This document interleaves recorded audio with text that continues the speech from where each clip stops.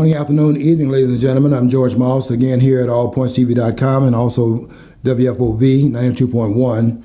And we're glad to have you with us again. We tape the program called What's Going On from 2 o'clock to 3 every Monday. And we are with you again at this time. Hope you will tune in the program. In fact, all the programs here at allpointstv.com and also the programs at the great radio station that is heralded by the great visionary in Flint, Mr. Paul Herring. 92.1 is doing some great programming, and they have some excellent shows, particularly the one that comes on before this program is aired on Saturdays, whose opinion is it anyway, that is sponsored and hosted by two veterans of radio, Victor and Candace. They do a very good job, and I'm very glad to be a part of the programming in which they are networking with the same station. Today I want to pick up what we were talking about 2 weeks ago.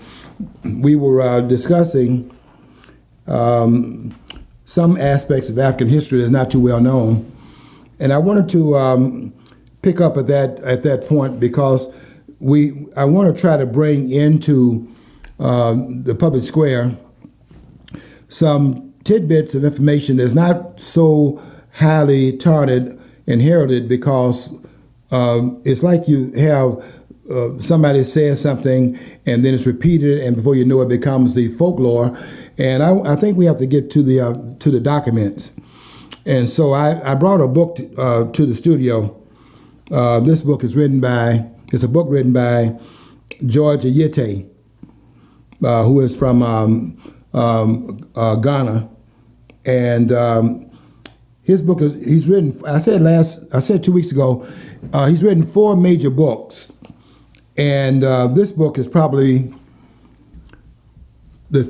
I would say this is probably the third of the 4 books as far as its importance. I think that the book called Africa Betrayed it probably is number 1 of his writings.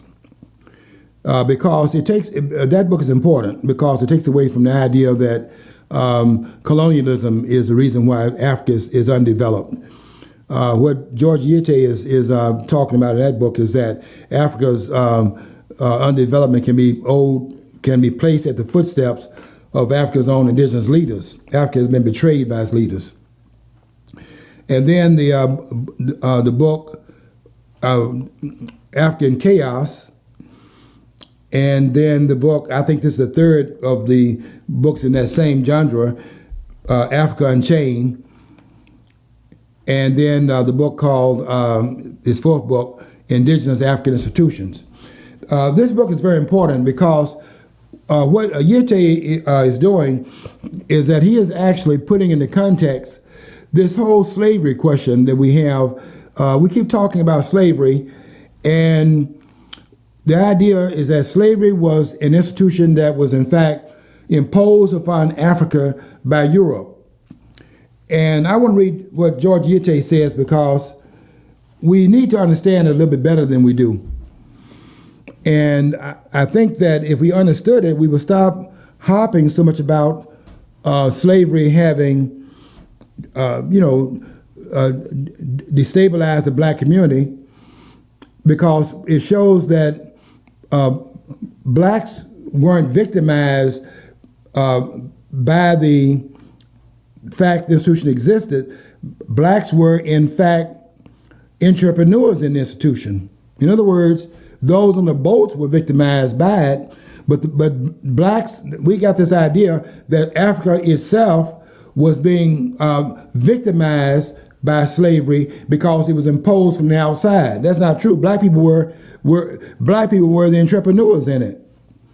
In other words, black people were sufficiently endowed with entrepreneurial skill that they were making some use of slavery to their benefit.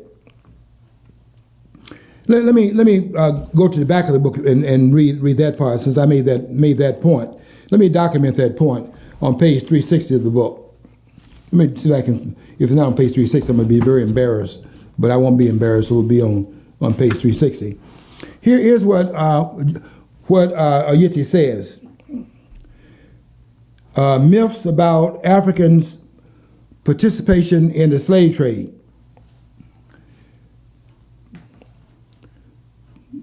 The slave trade continues to evoke strong emotional reaction among blacks. While it was an ignoble practice that saw millions of blacks shackled and deprived of basic human dignity, certain myths continue to persist. For example, as we saw in chapter 4, the slave trade did not take place on Africa's west coast alone. While the Europeans organized the Atlantic slave trade, now you have to notice here, he's talking about organized the Atlantic slave trade. They did not create the Atlantic slave trade. They organized it. There's a difference between organizing it and initiating it. The slave trade is initiated in Africa. While the Europeans organized the Atlantic slave trade, the Arabs ran the East African trade. But one hears little or nothing about the latter. In other words, one hears very little about the slave trade that was run by the Arabs. And he says much less about reparations from Arab countries. It's never raised. Why do you think that's true? Reparations never raised when it comes down to the Arab countries.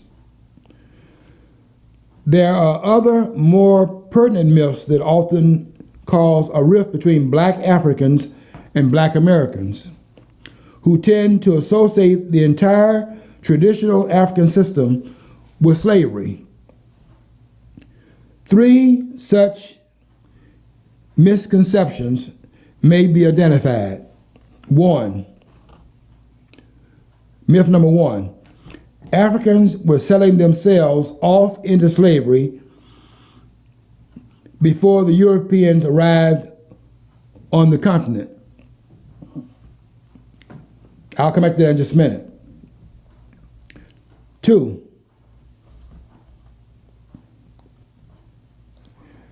African chiefs just went to the marketplace and grabbed some of their people to sell off as slaves. 3, slaves in Africa had no rights and were mistreated. Okay, now after mentioning that, he comes and says slaves in pre-colonial Africa were mostly war captives from intertribal warfare. Suppose there was a war between 2 neighboring tribes, the Ashanti and the Fante, for example, over access to land on the sea, and 5,000 Fantes were taken prisoner by the Ashanti. The Ashanti king had the following options. 1, to keep the 5,000 Fantes in prison, which meant feeding, clothing, and sheltering them, an economically expensive proposition. Or 2, the Ashanti could execute them, a very inhumane prospect, just to kill all of them off. 3, had the option to sell them off as slaves and use the proceeds to purchase weapons to defend the Ashanti people. That'd be an option. And 4, to absorb and integrate them into Ashanti society, a long, arduous, and dangerous process, since the loyalty of former combatants to their new society could not be guaranteed. What Ayete is doing by showing the Ashanti involved in the slave trade, what he's showing is that the Ashanti were involved in as entrepreneurs in the slave trade. not as people being enforced to engage in it, but engaged in it to their own benefit and to the disadvantage of other groups that were not Ashanti. The Ashanti were looking out for the Ashanti interests. They were not looking out for the Fanti, for the interests of the Fanti. African traditional rulers often chose sale because it was most humane and economically expedient option to choose. In addition, the Ashanti king, who exercised that option, did so to the benefit of the Ashanti nation. In other words, the slave trade that the Ashanti are engaged in, the Ashanti are involved in the slave trade for the same reason that Europeans are involved in the slave trade. The Europeans involved in the slave trade to benefit Europeans involved in the slave trade, and the Ashanti involved in the slave trade to benefit the Ashanti in the slave trade. They are equal partners in the slave trade. And in fact, to some extent, the Africans are not on the same level as the European, because if they're not involved in the slave trade, then the European slave trade can't exist. The claim that the claim that Africans were selling their own kind into slavery is often made by those who fail to make distinctions between the traditional ruler, his people, and his subjects. In other words, they see that blacks are selling blacks. And the assumption is because blacks are selling blacks, that blacks are selling their own people. And Ayete is showing that not to be the case. The claim that, quote, Africans were selling their own kind into slavery, unquote, is often made by those who fail to make distinction between the traditional ruler, his people, and his subjects. The Ashanti king's subjects include not only his Ashanti people,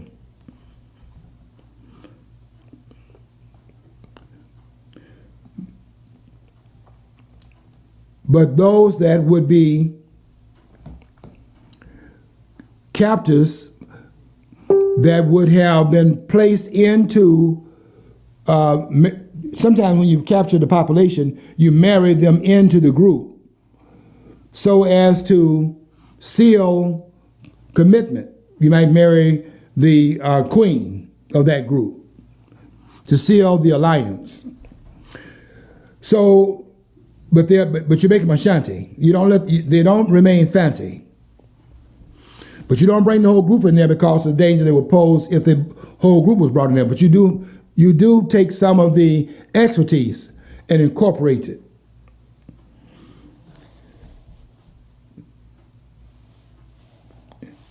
The duty of the traditional ruler is the survival of his people or tribe, not other tribes. The Ashanti leader, the Ashanti ruler, the Ashanti king, has the same responsibility that Donald Trump has to the American people. And that is to keep Donald Trump, to keep the American people safe, to secure the interests of the American people. The Ashanti king, the duty of the traditional ruler, in this case the Ashanti, is the survival of his people or tribe, not other tribal groups. It would make, this is a Yete, it would make absolutely no sense for the Ashanti king to sell off his own people into slavery. For one thing, he would be committing an ethnic suicide by depopulating his own tribe, making it easier for his tribe to be routed by a more powerful neighboring tribe. In other words, it would make no sense for the Ashanti to enslave and then export the Ashanti away from the Ashanti nation. You can see how ridiculous that would be. For another, there were traditional injunctions in many tribal societies against selling off one's kin into slavery, and the king can be removed from office for such an infraction. In fact, if the Ashanti king sold off the Ashanti, how would the other Ashanti relatives feel about that? And would they support the king? Would that weaken the king if he was in fact selling off the Ashanti people, members of his own ethnic group, to foreign sources? The Ashanti king is selling foreigners, but the foreigners are black. They're from another tribal group. For another, there were traditional injunctions in many tribal societies against selling off one's kin into slavery, and the king could be removed from office for such an infraction, meaning that if the king did that, what they would do in traditional African societies, what they would do is that if the king did such an infraction, they would send the king parrot's eggs. Parrot's eggs. And the parrot's eggs would be telling the king it's time for him to commit suicide. Not the group to commit suicide, for the king to commit suicide. The parrot's eggs would be to tell the king that you're no longer parroting we the people. And therefore, they're telling the king to kill himself because you're no longer the embodiment of the will of the people. Because look what you're doing to the Ashanti people. That's why it makes no sense to say that the Ashanti would sell their own people. They're selling foreigners. But the foreigners are, in this case here, the Fanti, F-A-N-T-E. The Fanti are not Ashanti. And so they're selling foreigners, but the foreigners are black people. The other blacks in Africa. And you remember 2 weeks ago when I read that, I read page 95, page 95 of the book by Adam Missouri, the book called The Africans, where Adam Missouri said one of the ironies of colonialism is that it took European colonialism to tell the Africans that they were Africans. Because before they were this imposition of their Africans, they saw themselves as part of their own tribal groups, their own nations. Each tribal group is a nation in Africa. You know, that's kind of weird you point that out, too, if I'm thinking about it, because it's like it took the Western powers, the colonizers, to get them to see that they are an identifiable group of people, yet now it seems the people who are the Marxists actually still want to be able to define somebody else and their existence and their experience, and they think they're doing it because it's motivated out of some kind of sense of let's see, being egalitarian or whatever. But there is sure amount of arrogance coming through that, couching it in the terms of Western terms, the Marxist terms, when they don't really apply to what you're talking about in Africa.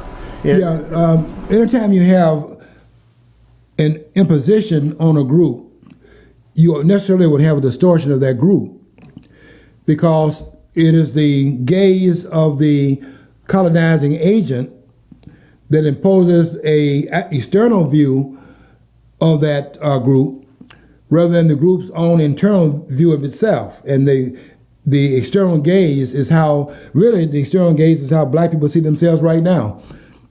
The Pan-African movement is a external gaze. It comes out of external gaze. The idea that there's the Pan-African movement that Du Bois was over, starting the first Pan-African movement in 1918. From your understanding of African history, and let's face it, we're still coming from a perspective of Western. The terms, the slang, the terminology we use. Would you say that this label, that this Pan-Africanism, would you say that would kind of be I would say it's, from what I see, it's kind of a foreign concept to them. The people who truly were African, because they just saw themselves isolated and they didn't see the huge picture. They didn't see the world. It was dealing within parameters that they dealt with every day, the boundaries every day. I mean, I think that's my estimation of it. John, you're hitting it. The nail on the head. if the Ashanti next door to the Fanti and they're at war with each other, how are you going to, with the friction that you have there, look at a confederation of the alliance between the Fanti and the Ashanti unless there's some external group that threatens both, and therefore the enemy of my enemy is my friend kind of thing, and you push both of them together? The reason why the Pan-African movement is not born in Africa is because they are inside of their own tribal group or their own nation, and also they have friction with other groups around them. You can see why on the outside of Africa, where they are looking at the continent of Africa as a whole, that they would have this idea of all of African people being a unit. That's the external view of it. And it is the colonizing view. It's not the African view. And one of the Pan-Africanists that took the view back to Africa, the first one to take it back, well, I say the first one. I want to say Nkrumah was the first one only because Nkrumah was the first one that came out back from the West and had been educated in the West and then became the head of a state after getting his education. So he was the first one to put the idea down in a state in Africa, doing so in the former Gold Coast that became Ghana in 1957. So when Nkrumah came back from the West, first of all, 10 years in the United States, from 1935 to 1945, and then spent 2 years in Europe from 45 to 47, and then went back to Ghana in 47, and I was going to head the Convention People's Party, took the party over from people in Ghana like J.B. Danquah, Dr. Danquah, and took the party over from him, and now Nkrumah is running it from a Pan-African point of view, but the Pan-African point of view was understood by Danquah. No wonder the African chiefs that were Akan fell out with Nkrumah, because they couldn't understand what Nkrumah was doing. Nkrumah was bringing an idea from the West. And when Nkrumah brought that idea from the West, both from United States and from England, because don't forget that the Fifth Pan-African Conference was in Manchester. In fact, the 5 Pan-African conferences that were held, 1918, 1919, that Pan-African Conference was held in France, and all 5 of them were held outside, the first 5, all 5 of them were held outside of Africa. And in 1945 in Manchester, Kwame Nkrumah was there, because Kwame Nkrumah had gone to England in 45, and we had the 5th Pan-African Conference, Nkrumah was there. And in fact, Nkrumah pushed Du Bois. Du Bois was there at all 5 of them. Nkrumah pushed Du Bois to the side, W.B. Du Bois, who, by the way, is buried in Ghana. Du Bois is buried, the great W.E.B. Du Bois, the first graduate with a PhD from Harvard University in 1895. Du Bois is buried in Ghana. I have visited Du Bois' grave in Ghana. He's buried in Accra. And was at all 5 of the Pan-African conferences. Du Bois is the only one that can claim that. But Nkrumah was at the 5th one. And Nkrumah literally pushed Du Bois aside in Manchester and said, doggone it, this thing is going home. We've had the 5 Pan-African conferences outside of Africa. The next Pan-African conference is going to be in the continent of Africa. And by going to Africa, the character of the movement will change, because it's one thing to have the movement on the outside of Africa. It's another thing to have the movement inside Africa. And by going now to Africa, you're now dealing with the reality of Africa now, not this romantic view or this colonial view. The Africa is a single polity. Over there, the reality is meeting the Pan-African idea. The Pan-African idea being that they're just one people. The reality is that there are 2,000 languages in Africa. You try to. Okay, we're gonna take a break from WFOV. You'll be back in 4 minutes. Hope you'll come back in 4 minutes, and we will greet you then at that point. We're going to continue what we're doing here. The Pan-African movement, the idea of Pan-African means all, Pan means all. So Pan-African means all African people. You try to put all African people in Africa under one African umbrella. And I don't just make that case against the difficulty of that in Africa. Try to put all Europeans under one umbrella. Try to put all Europeans in the EU, the European Union, the European Union. And you see that is breaking apart. Brexit. And you're going to have the same thing with Italy. And France is going to come out of there. It is not going to be sustained because nobody wants to lose their national identity. And if you put a Pan-African movement here, the question is, which one of the identities are going to be recognized as the one that's an overarching group of the whole network? Certainly, if you put the Ashanti over it, you're going to be fighting the Fanti. And then in Ghana, outside of Ghana, you'll have the friction with what would happen with the people in Nigeria. They're not going to go along with the Ghanaian outreach. Or in the Nigerian, the Igbo are not going to go along with the Edo or the Hausa because of the division inside of Africa. So the idea there is a single Africa is not borne out by what you find on the African continent. But you can certainly have the idea outside. Why? Because when you're outside, you see the whole. If you're outside the forest, you see you can see the whole forest. But when you're inside the forest, you're blocked from seeing the forest because the trees are blocking you. And the trees in this case are the tribal groups in each part of the African continent and inside of each of the African nations.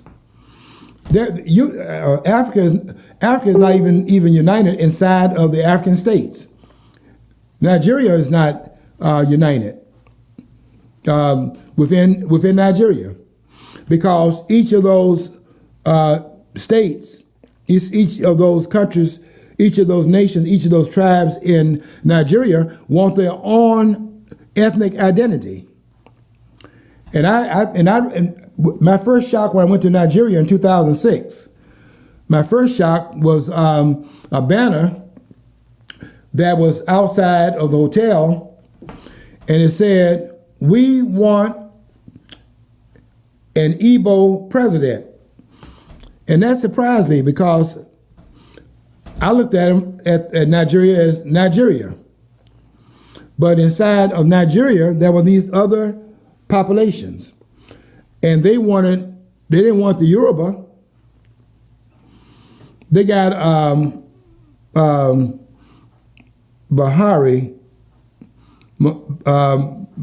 Muhammad Buhari is the president now. And there are a lot of people that are upset about Buhari being the president because he's Muslim. Okay, we want to welcome you back from WFOV. There are ethnic divisions in Africa that keep Africa from having a single polity, and it will never happen. Africa will never be united. But that's not anything that's unusual. Asia will never be united.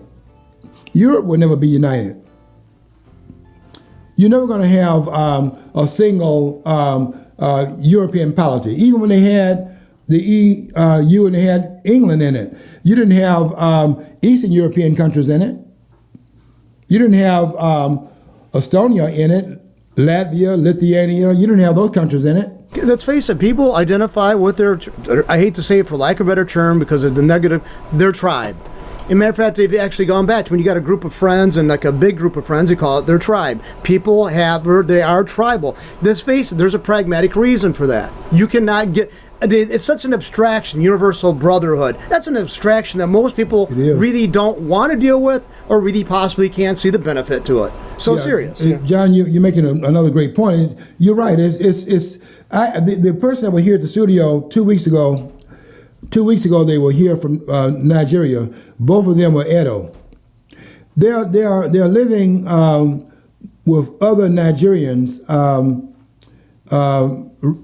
in the United States, and I asked them if the person that they're living with, would they be friendly with them if they were in Nigeria, because they're not from the same ethnic group.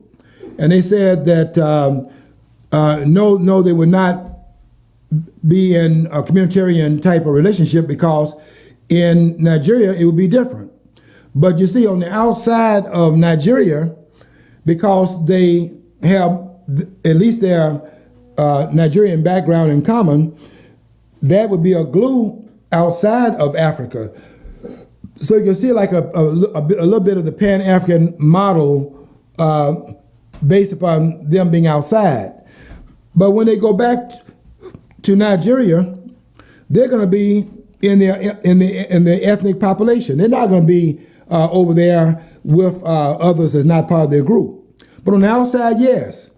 So you can see why we would have Pan-Africanism as an idea born outside of Africa. But you carry that idea back to Africa, you get your feelings hurt. They don't have this idea there's going to be a single Africa in Africa. That will never happen. Now, if you want to talk about unity of Africa, you could talk about unifying Africa. For what reason? Let's say you would have you could have Africa united to work on this project. In other words, the unity would be toward some goal. Not that you have this in place. I'm not saying you have it in place. I'm saying it would be possible, not likely, it would be possible to have Africa working on a common goal. Let's say that they would have a monetary source. They would have some coin for trade in Africa. You might be able to bring that about. But in terms of Africa being just united for the sake of unity, that's not going to ever happen. It is never going to happen in Africa where you'll have a cultural, Diop's book, The Cultural Unity of Black Africa. Diop was mistaken. Diop wrote his doctorate thesis on that book, The Cultural Unity of Black Africa, and he was really mouthing the same thing that was said by Chancellor Williams, who talked about an African constitution. Both of those are myths. There was never an African constitution that all Africa was under a This is total nonsense. Africa has never been united, and Africa is never going to be united as far as the indigenous groups uniting with each other. That's not going to happen. You could possibly have some plan, some project that Africa could work on as a way of getting something done that benefits the entire continent. You may be able to do that, and that would be difficult. But the question is unity toward what goal? But we have this idea of unity for sake of unity, and you're not going to have that. That's not going to happen in Africa because you're asking people to give up their ethnic identity. And one way we know that to be true is that, as I was saying 2 weeks ago, there is only one country in Africa that has an indigenous language that's spoken in the parliament in Africa. Only one country, Somalia, where there's an indigenous language spoken in the parliament, and that's Kiswahili, which is a hybrid language which has an Arab base and some indigenous African terms, but it does not Kiswahili is not spoken in the parliament anywhere else. And they dare not speak any African language in the parliament anywhere else. In every parliament in Africa, with the exception of Somalia, a European language is spoken in the parliament. Or in the 6 countries in northern Africa, or an Arab language, we spoken in the parliament. And I'm not sure, and I'm not even sure if in those Arab countries, all of them, I'm not sure if that's true, because Egypt, the parliament language in Egypt is English.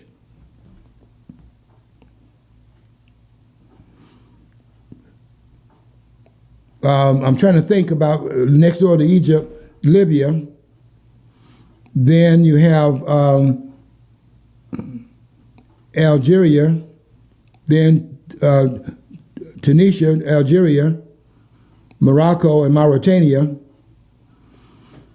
I would have to check that the Arab aspect, the 6 nations to the north above the Sahara. I'd have to check that, but I know in the sub-Saharan Africa, there is not one country in the 48 countries below the Sahara.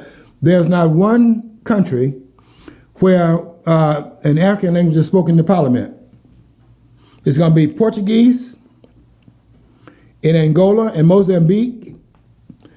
It's going to be French in Senegal. Also in Dahomey. It's English in most of them, because the English had colonized most of the African continent. So you go in other parts of it, and even in, I was in South Africa in February, even in South Africa, even though they recognize 9 languages in the Constitution, the language in the parliament is English. They better not have Hausa, the language of Mandela's group. They better not use that language, or the Zulus would have a problem with it. So so they're accommodating the tribal groups in Africa. They are accommodating those tribal groups by using European languages, because to use any African language would cause friction. So this Pan-African idea, you can forget that in Africa. That idea is born outside of Africa. And Nkrumah tried to take it to Africa, into Africa, and when he did that, Nkrumah ran into problems. And in fact, Nkrumah became president in 1957 in Ghana, and 9 years later, 1966, 9 years later, they overthrew Nkrumah. Nkrumah did not die in Ghana. Nkrumah died in Guinea, in Conakry, Guinea, under the French African leader, Sékou Touré, because he had been run out of his own country, and Sékou Touré befriended Nkrumah, and Nkrumah died there in 1972. They brought him back. They exhumed his body and brought him back later on, but Nkrumah was not even allowed back into Ghana for the rest of his life, because they rejected the idea that Nkrumah had. You can read some very good books about that, the major one of which is written by Shana Maleng Bayan about Nkrumah. But the Pan-African idea does not work in Africa. And it never will work in Africa, because Africa is too culturally distinct. And the idea that you're going to have one African culture over another African culture, that's a problem. It's not going to happen. The thing to do that, I mean, they always say that they have the share, this country, they say diversity is our strength, but what they do, that's our strength. Well, at some point, it becomes a point of failure, because really, somebody is being forced to give up something that they claim to, something they hold to, and the resentment's going to manifest itself later in some other form. So I don't see how it's possible to create this great unity for Diversity anybody. is not a strength. They teach that in this country that diversity is a strength. Diversity is not a strength. Everywhere where you have diversity, where each group is in fact holding on to its own worldview, you have the balkanization of those states. You look around the world and see it. Our strength is merit, and we've fallen into a trap of this diversity issue, talking about multiculturalism. We don't even demand people come in this country to be Americans anymore. They don't have this survey in Spanish, but when you go when they call you on the phone and they want you to call them back and stuff like that, they ask you press 1 if you want to be talked to in English, press 2 if you want to talk to in Spanish, and I don't know how many other languages you're going to have because they're letting everybody in the country, but that's not a strength, that's a weakness. The welfare forms, we have them like 20 different languages. I mean, it's like that's a problem, and a lot of them are actually learn how to fill them out accurately before they come here to our shores. So that always goes to show you that they never came here to be contributing members, but to taking members of society. So I mean, and some people credit. I mean, but I remember seeing paperwork in Vietnamese. Not that I could read Vietnamese, but it had a designation on the printed form Vietnamese, and then also Chinese, Korean. You also had it in Spanish, and they actually had Laotian, and they actually had it in Arabic. I mean, there's several different, like I said, 20 some different languages were represented. I mean, I just saw the stacks of forms, and somebody splayed them out and showed them. They were trying to pull out to make that point. It's John, those countries are being torn apart. We used to have in this country, we had the idea that when you come to America, you come to America to be Americans. Then all of a sudden, we adopted this idea to our disadvantage and to our demise, that we are being imperialist by asking people who come here to become part of the American ideal. And now we're seeing this friction that's taking place inside this country. And we're going to pay a price for it unless we get back to the basics. One meme on Facebook I think is accurate. Notice everybody's offended by American culture, but they're not offended by American benefits. They want the benefits. They want the free, the EBT card. They want to have the allotment for, for housing. They want to have access to medical care. But they want us to conform to their culture. I don't see how that's possible to conform to that many cultures. Amazing. That is amazing that we are allowing. If you come to this country and you are coming to this country and you are building these mosques, and these mosques are teaching a separate culture in the country, I don't know why America would tolerate that. John, I don't know why we would tolerate it. Because they see that's a murky area though, because there might have been some people from other religions in the founding of the country, but largely you had your deists, you had your atheists, you had Shaul said, two people from different branches of Christian denominations. But 90-some% of the population were coming here were from Western European nations, which are largely Christianized, maybe Christianesque in a sense, maybe had a vague feeling of Christianity. You had the Mormon, and then later on the Mormons developed it, but it was largely coming from that group with their worldview that came from Christianity. But I don't think the founders are prescient enough to understand that. We got to have this. There are certain things that they actually put in place. I can see they're almost like visionaries. But I just don't think they could foresee these people coming in from countries that were large. Let's face it. I don't see they'd be on board for the Muslim nations. I mean, the people from the Muslim nations coming here, because the Europeans had fought them for so many generations, and there was, a devastating impact upon their culture. The framers these had fights. You are stating the framers' idea.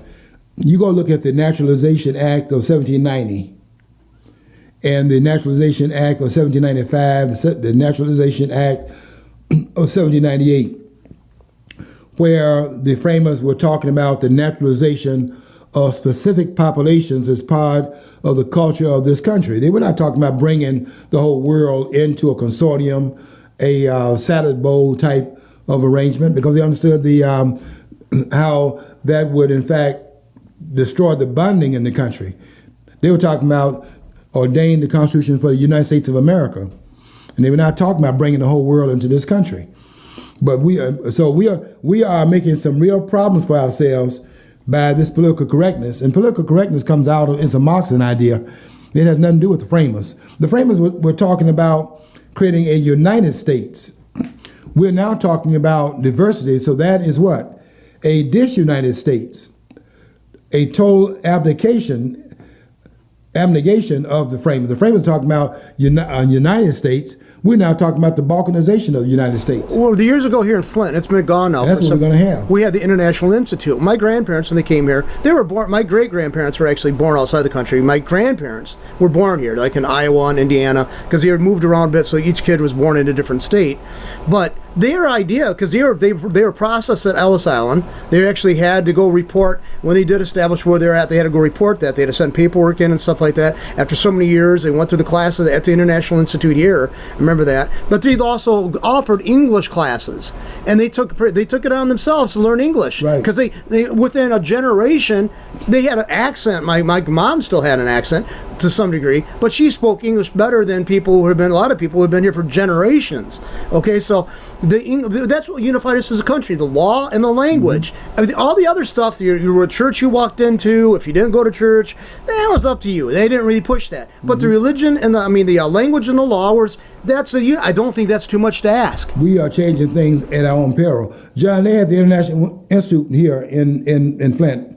When did it close? A couple of years ago? Oh, that's about 9, 10, 11 years ago. Yeah, unfortunately. I mean, it was a great concept. I think it was privately funded. It wasn't, I don't think, they might have got some funding from the federal government for the relocation and stuff of certain groups, but that was largely, there's also like a Hull House down in Chicago, I think it was, for years and years ago, that actually worked largely with the immigrant populations. But again, it was to indoctrinate, and I hate to say it, but there is a propaganda we have to accept. It's basically simply know the lay of the land, know the laws, know what you're required to do, and to function, you got to have certain operating principles in place. But now, I mean, these people have a problem. Well, we can't ask them to do this. So it's up on you to do this, but they don't have to do that. So they're asking the population already here to accommodate and England's facing the same thing. It's bizarre.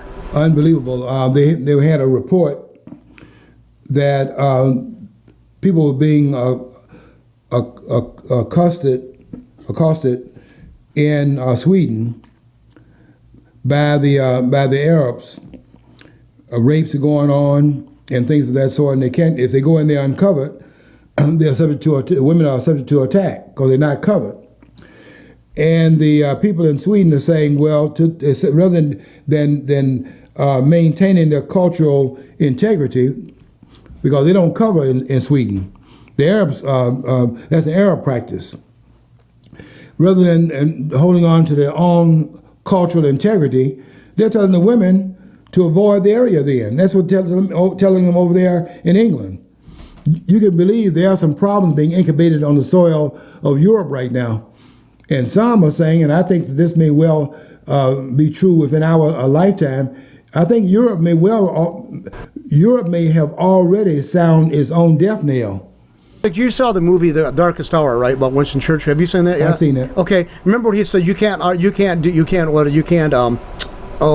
negotiate with the tiger when your head is in his mouth. But that's exactly what the people of Europe, and we're doing it too. I mean, and they say if you bring up any potential for problems, you're a racist, bigot, a xenophobe. Yeah. All these litany of name calling. So basically, we're going to be done in because we don't want to be called the bad name by a bunch of people who are really, really unrealistic. Have you come across Oswald Spengler's work called "The Death of the West"? I've read references to that, and I think I might have it on a bookshelf somewhere, but I never read through it. But he was writing about that in the 1890s. This trend that has now multiplied to the point right now where there is no Western identity anymore. In fact, people refuse to identify with the Western values. When I was in college, and one of the classes that was required of all students was Western civilization. They would not dare teach that class. Well, no, because another thing is too. It's like the left has a tendency to think that anybody who they have a tendency to think that they want to think that you can have developed perfectly as a human, as a culture develops. It has to be developed perfectly without any errors, any misgivings, any wrong steps. I don't know, but yet then they tell everybody else, if you don't like there's somebody else's sexuality, that's just your ideas and stuff like that, trying to superimpose it on somebody else's. They walk around and they go from one side to the other. Nobody wants to admit that our absolutes have got to be kept. And that's like, it's ridiculous that people don't see that. And the left is so, they basically have this childish mentality, not child like with innocence, but childish. With the temper tantrum. Oh, you're not perfect. Look what we did. Well, look at every other culture did as bad or if the worse things than what we engaged in. Yet we're supposed to be taking the woodshed and allow this all the time, but everybody else goes unaddressed. Their issues go unaddressed or unannounced. That's BS. Yeah, it is, John. It's going to turn out badly. We had the right idea, the framers' idea, up until around we saw it, there was an intrusion, but up until around the 1960s, the mid 1960s, when there was a shaming of the culture. And now it's like if you say anything about the West, you got to say it with an apology. Like the West is wrong. Whenever the West is engaging other populations, the West must, in fact, take a back seat because of its imperialist past. And so, therefore, everything that goes on right now, there must be an apology for it. Let me get back to Yitch's book real quickly before we get off the air here. Let me read this part of Yitch's work. While the Europeans organized the West African slave trade, the Arabs managed the East African and Trans-Saharan counterparts. Over 20 million black slaves were shipped from East Africa to Arabia. Enslaving and slave trading in East Africa were peculiarly savage and a traffic notable for its barbarity. In other words, everyone talks about the European slave trade. But what Ayete is saying is that in a practice that was known for its barbarity, the Arab slave trade is particularly notable for its barbarity. And he goes on to describe that barbarity. For the trans-Saharan slave trade, an estimated 9 million captives were shipped to slave markets, and he names different cities in the Arab world, in the east, and going across the Sahara Desert into the eastern part of the world, into the Arab countries. The African Arabs are those who carried the indulgent messages of Islam, were the first to effectively oppose the African Arabs, or those who carried the indulgent message of Islam, were the first to effectively oppose the Europeans in Africa, but only because of their own slave trade. He says here, the claim that Arabs were, let me read this part about the division. Where's that part here? He says there's this concept that Arabs and Africans are in fact brothers. He says black Africans know better. If the Europeans had not colonized Africa, the Arabs would have. And the Arabs never forgave the West for beating them to the punch.